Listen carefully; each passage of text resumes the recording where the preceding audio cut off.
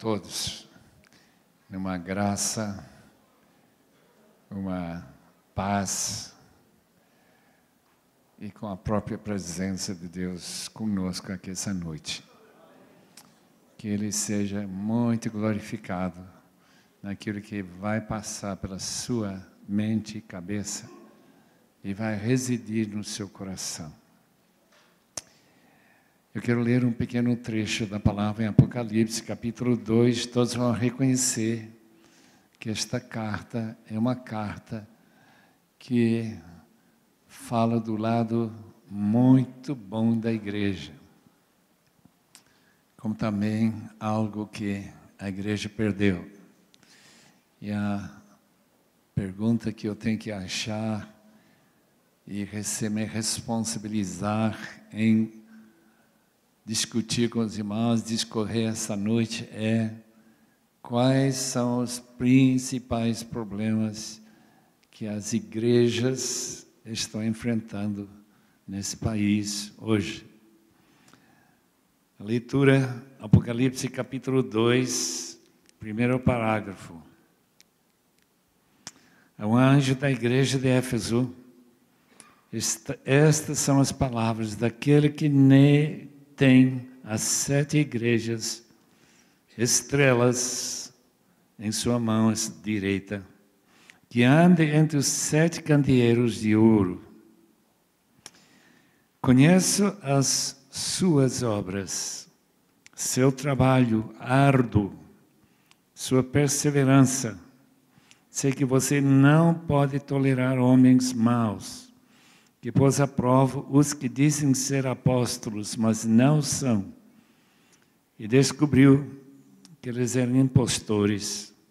Você tem preservado e suportado sofrimentos por causa do meu nome, e não tem desfalecido. Contra você, porém, tenho isto: você abandonou o seu primeiro amor. Lembre-se de onde caiu, arrependa-se e pratique as obras que praticava no princípio. Se não se arrepender, virei a você e tirarei o seu candelabro do lugar dele. Mas há uma coisa a seu favor: você odeia as práticas de nicolaítas, como eu também as odeio. Aquele que tem ouvidos, ouça o que o Espírito diz às igrejas. Ao vencedor darei o direito de comer da árvore da vida que está no paraíso de Deus. Senhor, se Tu tens alguma palavra para cada um de nós nesta noite, rogamos que Tu fales de uma maneira inconfundível com nossos próprios pensamentos. Que seja a Tua palavra, que seja Tua vontade, Teu desejo, Senhor, a fazer em nós o que sempre procuras fazer nos corações humanos. E nós Te agradeceremos de coração, em nome de Jesus. Amém. A igreja de Éfeso tinha apenas seus 40 anos quando esta carta foi escrita. E em 40 anos, a igreja tinha se tornado uma igreja que tinha rotina. Igrejas sempre criam rotinas. Isto é, maneiras de agir, de buscar ao Senhor, de orar, maneiras de glorificar a Deus. E nós percebemos que o Senhor Jesus apreciou bastante o que a igreja de Éfeso, que começou com esse grande avivamento, contado no capítulo 19 de Atos, em que o poder de Deus se manifestou de uma forma tão extraordinária que os convertidos trouxeram nos seus livros de magia poderia chamar de livros do espiritismo da época, e queimaram em vez de vender, e um valor de 50.000 dracmas, que era muito dinheiro. Se fosse transformado em nosso dinheiro hoje, eu imagino que seria bem mais de 100.000 reais. E aqui está esta igreja, reconhecida pelo Senhor, como uma igreja com essa responsabilidade, com essa perseverança na fé, aquela igreja tão preocupada com ortodoxia, mas que tinha uma falha, um ponto de podridão, que era que esse primeiro amor tinha desaparecido, evaporado, simplesmente desapareceu. Portanto, se há um problema na sua igreja, querido irmão, que precisa ser examinado por nós nesta noite, e nós não temos essa capacidade de examinar uma igreja que nós não conhecemos, mas de avaliar se de fato a sua igreja tem perdido esse entusiasmo, esse modo de servir ao Senhor, adorar o Senhor com muito amor. Amor é tão diferente da religiosidade. Religiosidade é o que o Brasil se torna conhecido mundialmente. É um país religioso. Por que o Papa chegou aqui? Por que houve essa multidão de pessoas que apareceram? Por que essas igrejas que surgem do nada e logo estão com milhões de membros? Por causa da religiosidade. E religiosidade facilmente se confunde com amor ao Senhor, que nós sempre estamos falando e repetindo o seu nome, nosso Senhor Jesus. Portanto, ao falar sobre esses problemas, saibam que eu não estou criticando ninguém. Eu não conheço suas igrejas, Deus que sabe. Apenas esta pergunta: examine diante da palavra de Deus se sua igreja está cumprindo, de fato, sua missão de espalhar e criar naqueles que frequentam sua igreja um verdadeiro amor pelo Senhor. O Peter Lord veio para CEPAL para fazer uma pergunta para nós que realmente criou muita dúvida. Qual foi o pior pecado que você tem cometido nesses últimos 8 dias? E ninguém podia lembrar nenhum pecado, provavelmente, eu não sei se houve uma pessoa ou outra que lembrou de algum pecado grave, mas ninguém lembrava de pecado grave. Daí ele esclareceu que o pior pecado é quebrar o mais importante mandamento da Bíblia. Amarás o Senhor teu Deus de todo o teu coração. E não há ninguém aqui, e nem ali no CEPAL, que amava a Deus de todo o seu coração. Muito menos eu. O primeiro problema que eu quero mencionar, e tem sido reconhecido pelo pastor Michel e outros que estão me ouvindo, é a necessidade de pregar a palavra. Essa é fundamental. Paulo, falando para os colossenses, nós o proclamamos, Cristo em vós, a esperança da glória, nós o proclamamos e advertimos a todo homem, ensinando a todo homem com toda a sabedoria, para apresentar todo homem perfeito em Cristo. Uma vez eu falei com um dos chefes da Associação Billy Graham, ele me falou que esse versículo, Colossenses 1:28, é uma espécie de lema da própria associação. Nós proclamamos a Cristo, nós ensinamos advertindo, sempre com a mesma intenção de apresentar todo homem, toda mulher, toda criança, perfeito em Cristo. Não é sem pecado, mas uma pessoa que realmente ama a Deus de todo o seu coração. Pregue a palavra, é a ordem de Paulo para Timóteo, mas o que ele queria dizer com isso?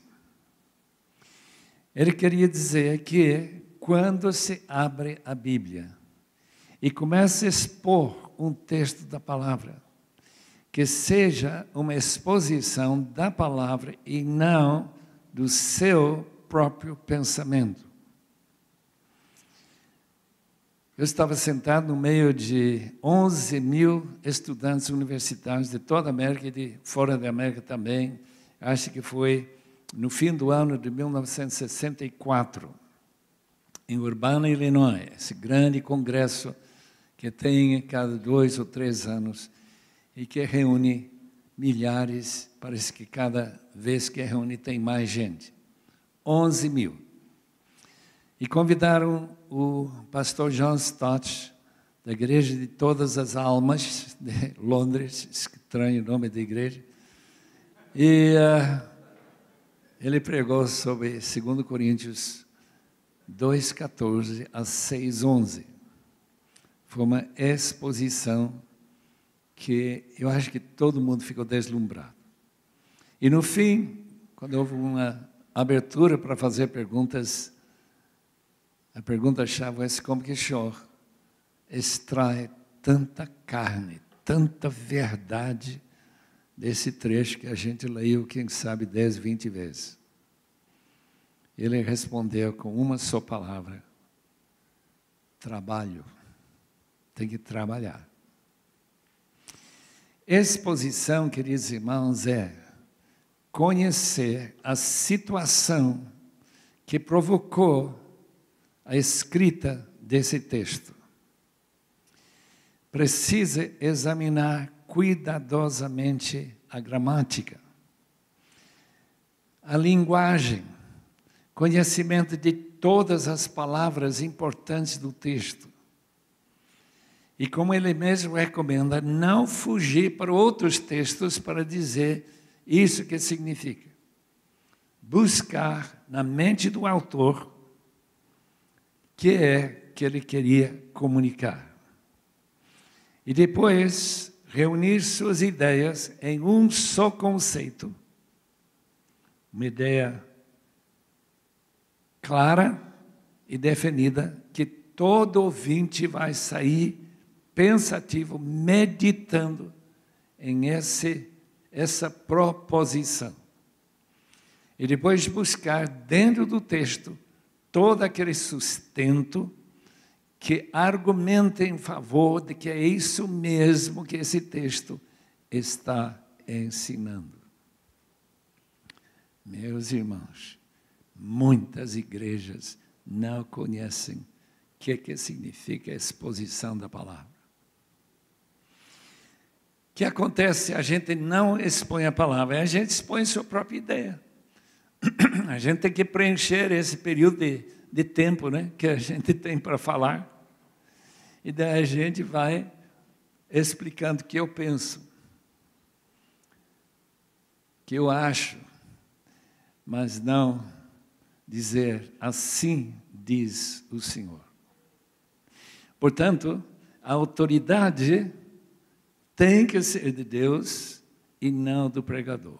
O pregador é apenas um canal que, por causa das suas pesquisas, sua meditação, seu pensamento sobre a palavra, vai ensinando. E maravilha das maravilhas, em vez da igreja perder o seu primeiro amor, a igreja cresce no seu amor pelo Senhor.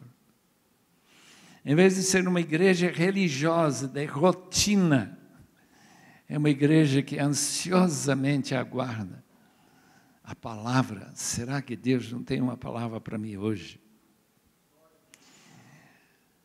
Nas minhas andanças pelo mundo, eu tenho sentado aos pés de alguns expositores de primeira mesmo. E cada vez que eu escuto uma mensagem dessa, e lembro dessas mensagens, porque é uma coisa impressionante, que a exposição cria, assim, um espaço na sua cabeça, para que você guarde o que foi falado. Guarde essa mensagem. Dr. Donald Barnhouse, de Filadélfia, eu era seminarista, eu gostava muito de chegar lá quando estava livre para chegar.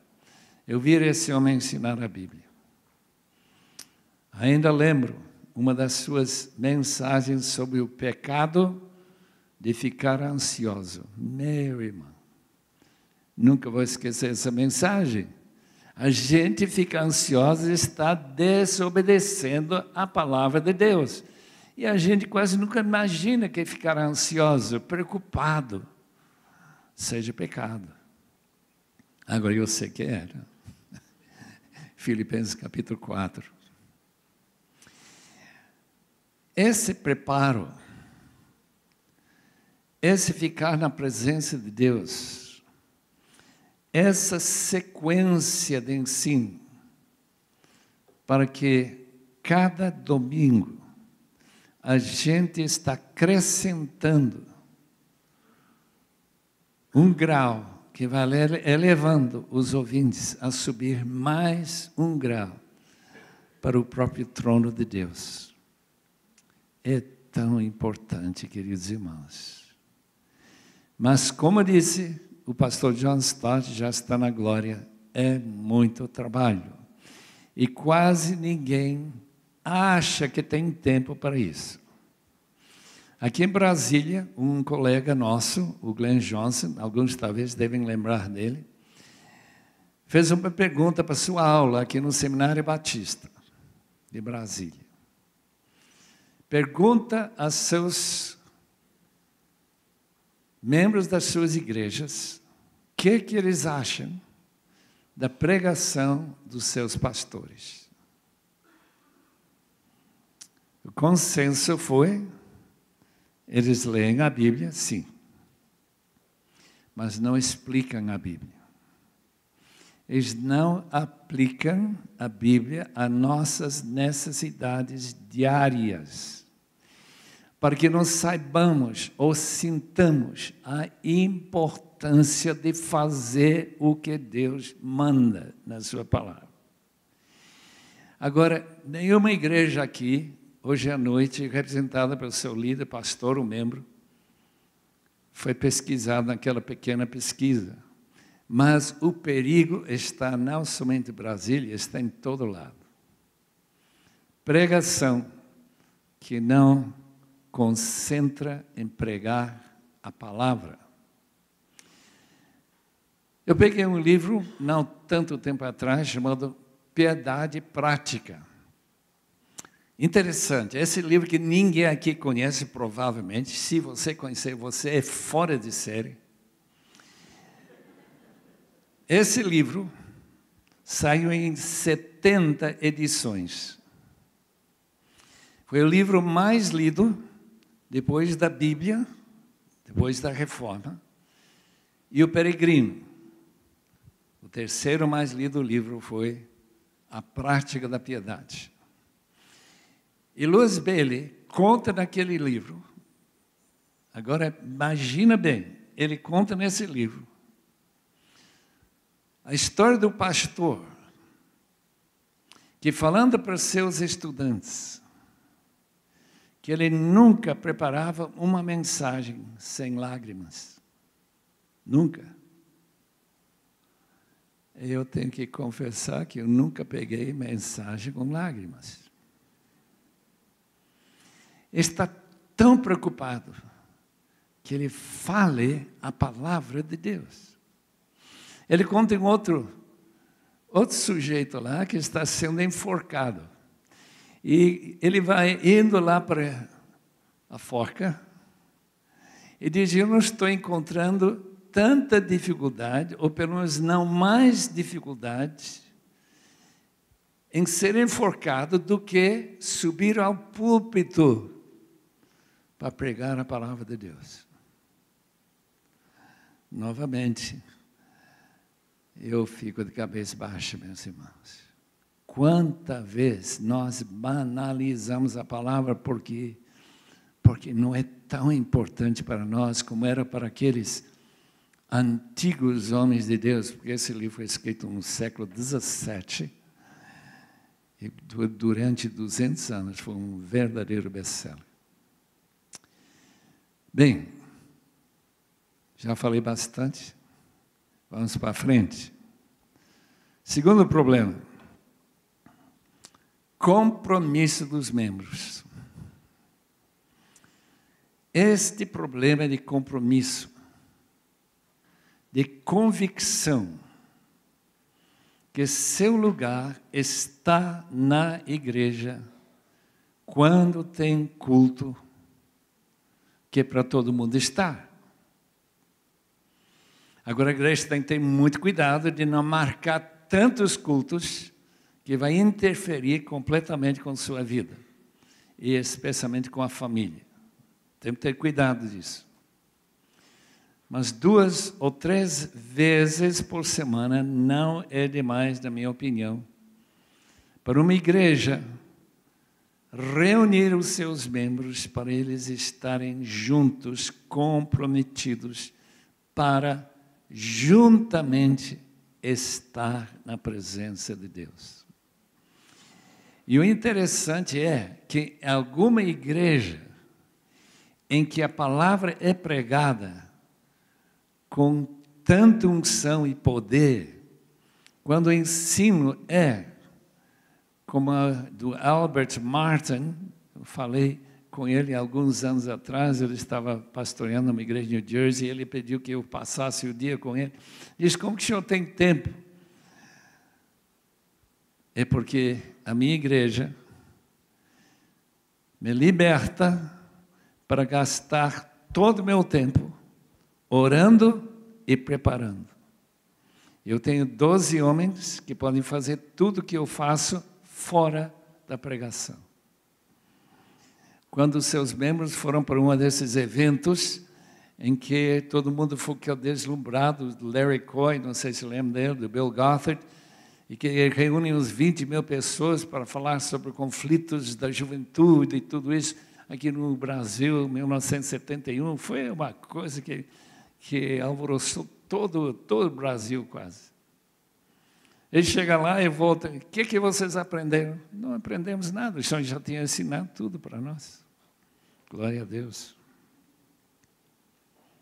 Compromisso. Cada vez mais brasileiros estão se tornando cristãos nominais. Vocês vão saber o que é isso. Católico nominal, evangélico nominal. Isto é uma pessoa que IBGE conta como evangélico, mas que não tem compromisso com Jesus e nem com a igreja. São apenas pessoas que esperam que quando chega o dia de juízo final, eles vão poder entrar no céu, mesmo que eles não se importaram muito em chegar lá. E, portanto, eu acho que é bom pensar muito com seu compromisso. Os descompromissados são aqueles que escandalizam a igreja, escandalizam o próprio Senhor, que se separam de seus cônjuges e que a gente nunca pode contar com eles. Eu estava pastoreando em São Paulo, veio um casal de Bruxelas, uma igreja de estrangeiros, portanto é interessante ter esse casal.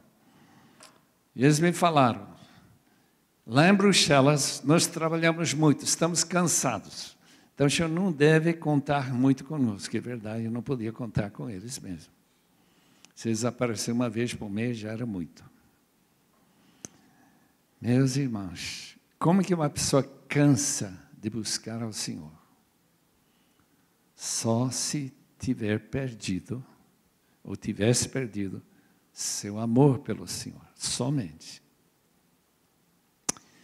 Muito bem, já fomos desafiados muito fortemente hoje com o nosso irmão, pastor Cleiton, para o cumprimento da grande comissão.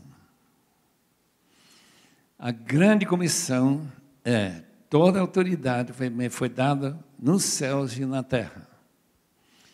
Toda a autoridade divina do Pai passa para o Filho.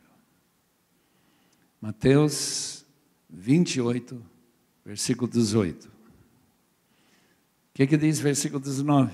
Portanto, por essa razão, por causa da minha suprema autoridade, e de fazer discípulos de todas as etnias, ensinando-os a guardar tudo o que eu vos tenho ensinado.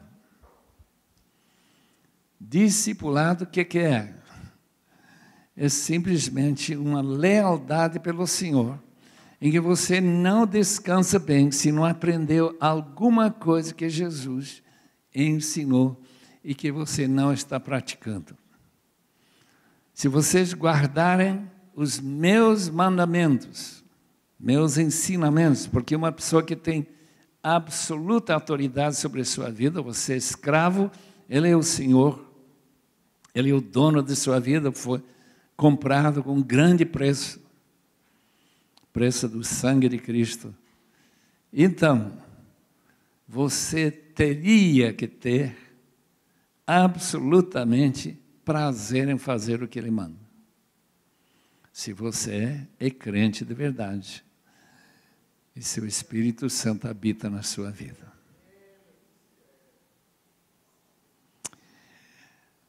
Missões. 1993, nós tivemos um grande congresso sobre missões, primeiro congresso que eu lembro, em Caxambu, Minas Gerais. Eu lembro muito bem que foi divulgado que os crentes brasileiros dão R$1,30 por ano para missões. Grande sacrifício, irmãos. Um sacrifício tremendo. Tenta imaginar, irmãos, o que é isso para Deus que diz que prioridade é ir de fazer discípulos de todas as nações. Quantas nações ainda tem para alcançar? Foi justamente aqui em Brasília que Deus levantou a Ana Maria Costa e a MIDI, justamente para preparar obreiros para chegar nesses povos ainda não tocados por nenhuma palavra do Evangelho. Eu sei muito bem porque o povo não sente responsabilidade por uma etnia que você nunca ouviu falar. A razão é essa. Bem no fundo de nossas cabeças, existe uma ideia que se uma pessoa nunca ouviu falar de Cristo, Deus vai abrir a porta do céu para eles. Inferno não. Inferno é só para gente que vive no Distrito Federal. Porque eles têm acesso ao Evangelho. Eles simplesmente não vão seguir a Cristo, não vão se dar a Cristo porque não querem. Mas isso não é o que a Bíblia ensina. Que todos aqueles sem Cristo são sem desculpas. Veja capítulo 1 de Romanos e versículo 20. Indesculpáveis, porque o que Deus requer de você é claramente visto na sua revelação, na própria criação. Portanto, num trabalho de muita misericórdia,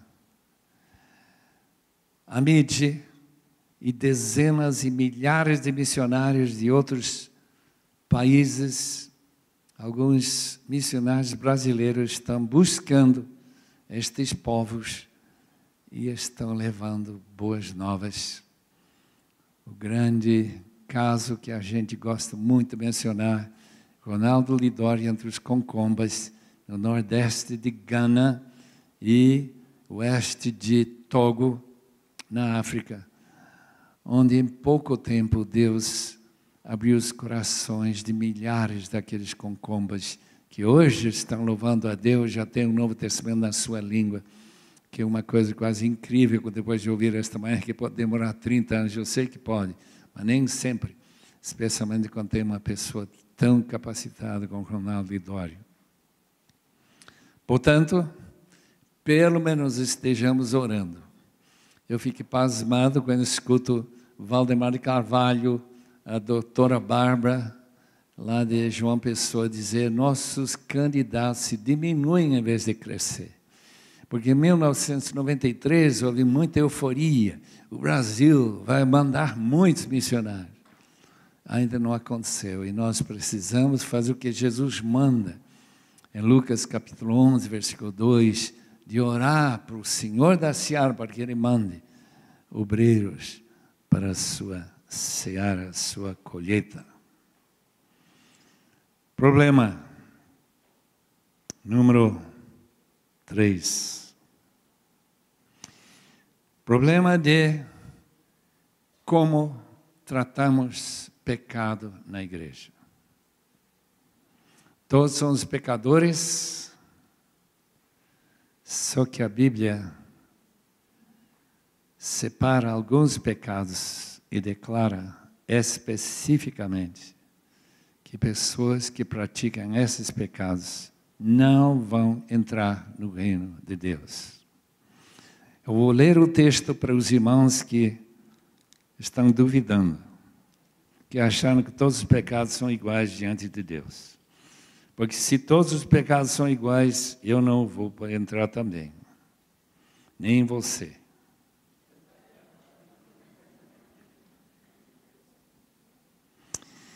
Versículo 9.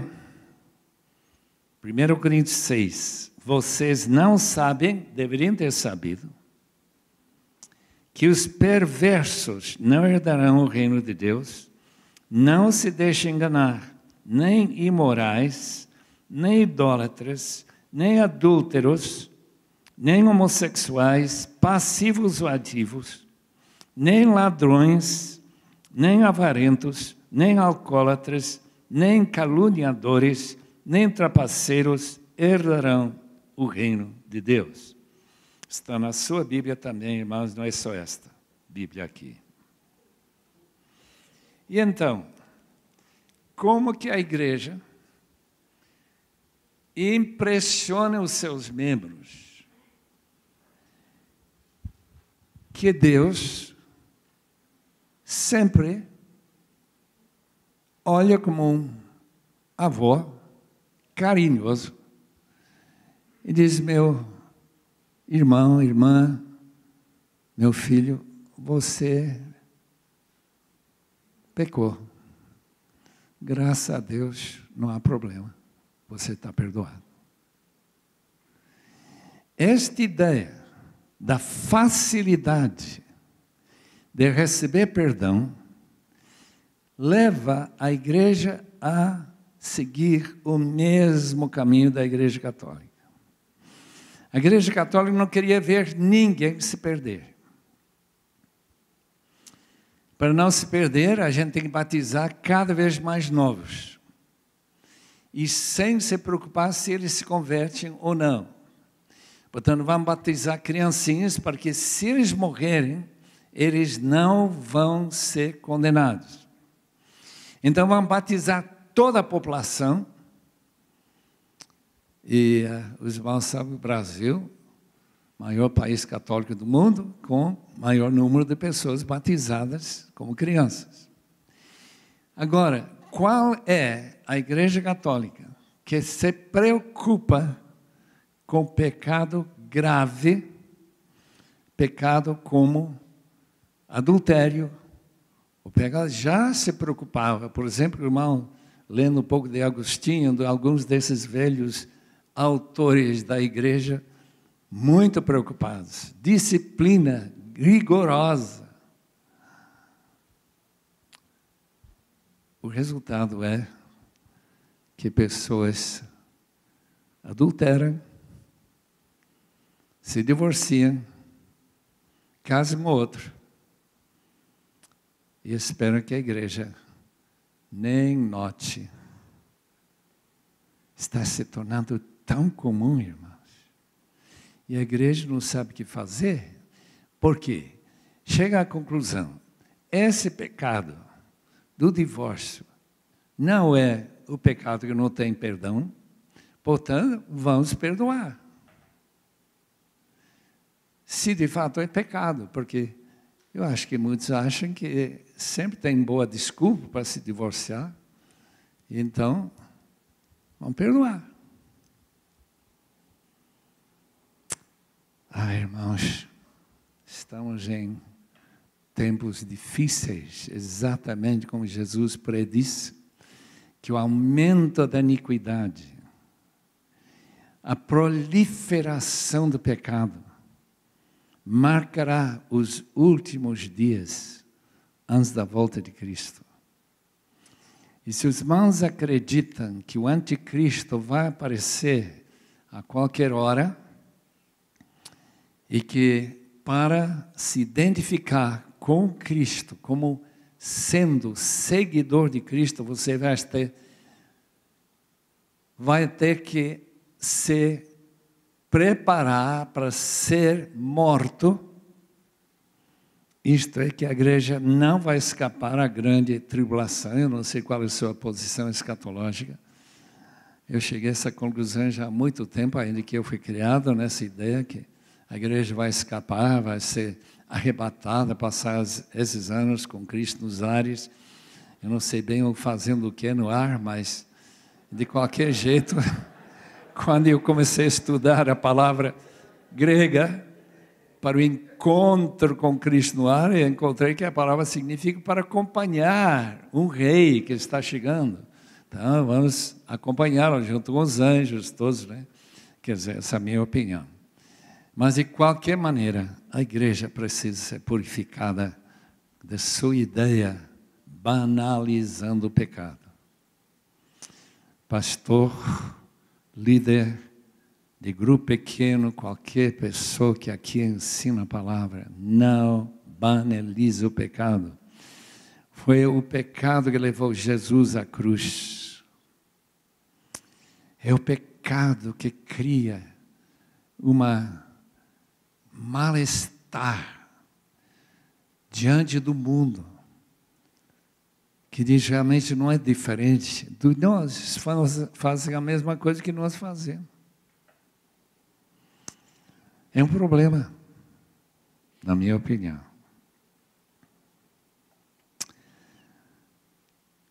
Claro, arrependimento é o caminho do perdão. Se nós confessarmos nossos pecados, Ele é fiel e justo para nos perdoar e nos purificar de toda essa banalização do pecado na nossa vida, para tornar séria. Esta tarde estivemos conversando um pouco sobre esse tema, né, de pecado, e uma moça me falou para mim, aqui no Distrito Federal, houve uma igreja em que uma moça se engravidou.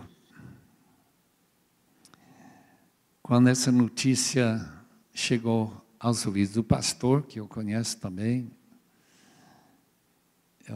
ele convidou aquela jovem a vir para frente da igreja e confessar seu pecado para todo mundo.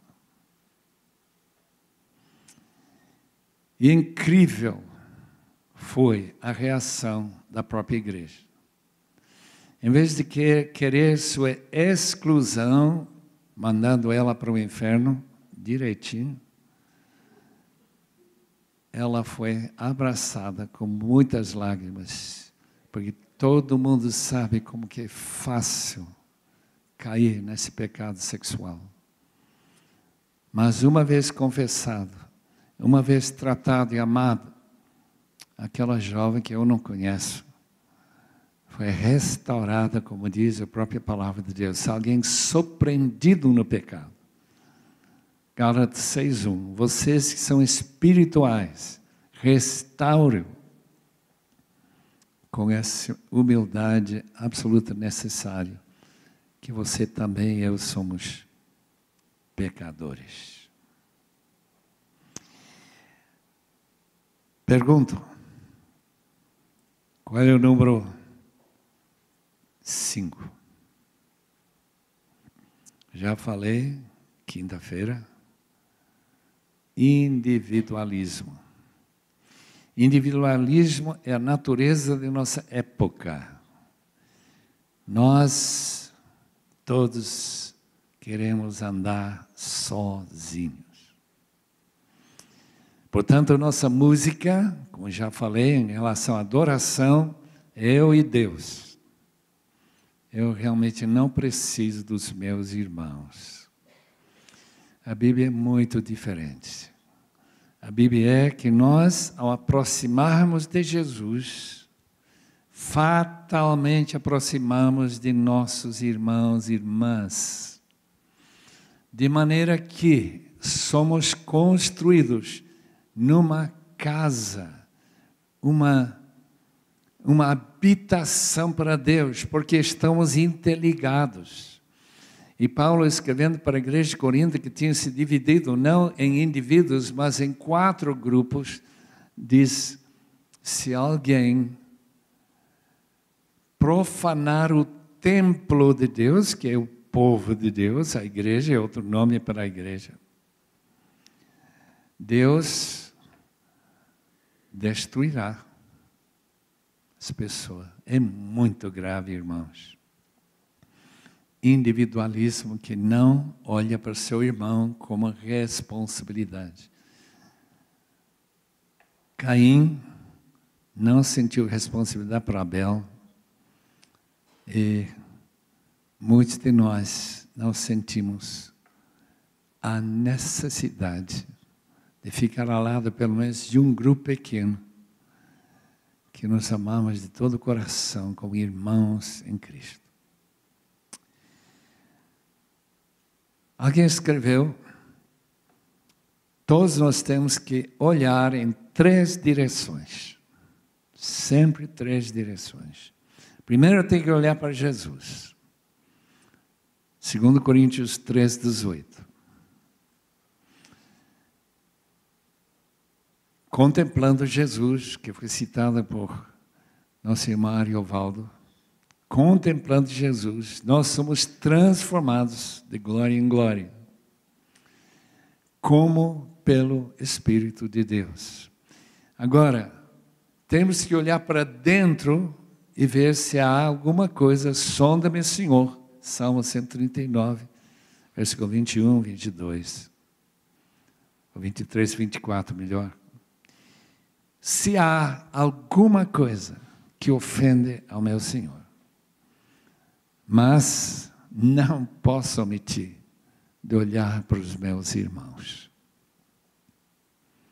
Alguém que precisa de amizade, alguém que está em desespero por alguma razão, alguém que está faltando alguma coisa, uma necessidade. Nós somos um corpo, e se uma pessoa está sofrendo, então todos que fazem parte de um grupo pequeno, obviamente não é todos os membros da igreja de Brasília, que tem milhares de membros, a gente tem pelo menos um grupo em que a gente sente responsabilidade. Bem, quanto tempo os irmãos querem ficar aqui? Porque tem problema que não acaba mais.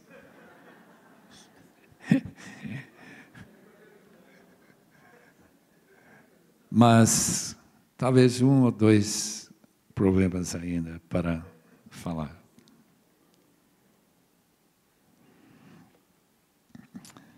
Problema de o líder que ama o dinheiro. Ama dinheiro.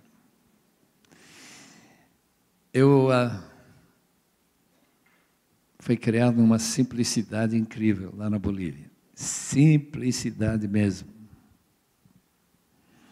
Goteira por todo lado quando chovia. Chão batido. A gente não sentia nenhuma falta, nenhuma. Nós comíamos batatinha durante a semana e muitas vezes tinha uma carne no domingo. E arroz, que era sobremesa, uma vez por semana. Era maravilhoso. Irmãos, amor ao dinheiro é tropeço para alguns. E disse que é fonte de todos os males. Eu acho muito forte aquela frase. E aqui no Brasil, e com certeza na outra América também, um dos desejos de criar uma igreja grande é para que você possa ter uma conta bancária bem grande também. Alguns dos homens mais ricos do Brasil são religiosos. Nós temos que lembrar disso. Temos que lembrar disso. Que é um perigo imenso, queridos irmãos. Esse desejo que todo mundo tem, se não tem Cristo. E está insatisfeito, porque não tem mais, cada vez mais. Que Deus nos salve desse tremendo perigo para a Igreja de Cristo.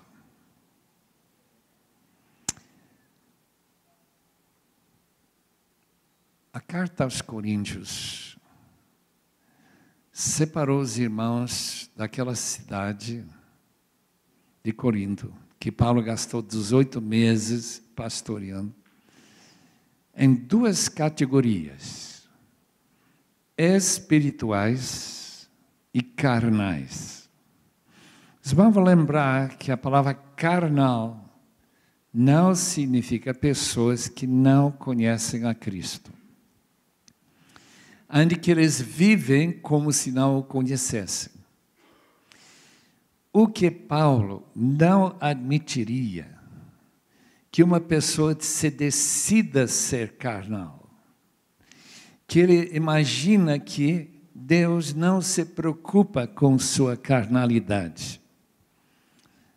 Isto é, daqueles obras da carne que os irmãos podem encontrar a lista em Gálatas 5.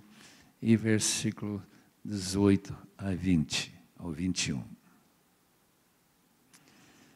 Todos aqueles problemas de relacionamentos, problemas de pornografia no lar, problemas de tentação, lascívia, impureza da mente, e assim por diante. Carnalidade.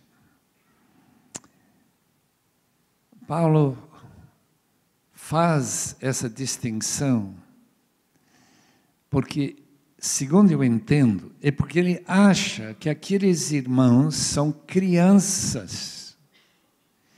Ele usa essa palavra também, crianças. Por quê? Porque eles aparentemente não estão conscientes da maneira que Deus reage diante de sua carnalidade. Portanto, quando alguém chega ao pastor e pergunta: o que é que eu tenho que fazer para ser crente? E ele diz: mas por que está perguntando? Porque eu não quero ser crente bom, eu quero ser crente assim, normal. Estou pronto a pagar meu dízimo, Eu estou pronto a ir para a igreja, mas não quero ser crente bom. Eu quero saber o mínimo que tem que fazer para ser crente. E agora? Como que o irmão vai responder? Meu irmão, você não pode ser crente. A palavra de Deus ensina bem diferente. Hebreus, capítulo 12, versículo 14. Perseguir, quer dizer, correr atrás da santificação, sem a qual você não verá a Deus. Isso é terrível, esse versículo. Porque se eu observo, primeiramente, em meu próprio coração, será que eu estou perseguindo a santidade ou a santificação? Será que eu estou pedindo, como John Stott me falou uma vez, eu estou pedindo a Deus que me enche do seu Espírito todo dia. Se você está cheio do Espírito, você está perseguindo a santificação. Portanto, se eu não quero ficar envergonhado, e capítulo 13 fala de pastores envergonhados no dia de juízo, por quê? Por alguns membros da minha igreja não estão sendo admitidos no céu. Não é que eles vão ficar na periferia, na favela celestial. Não, eles não estão entrando mesmo. E que vergonha, ele é membro da minha igreja.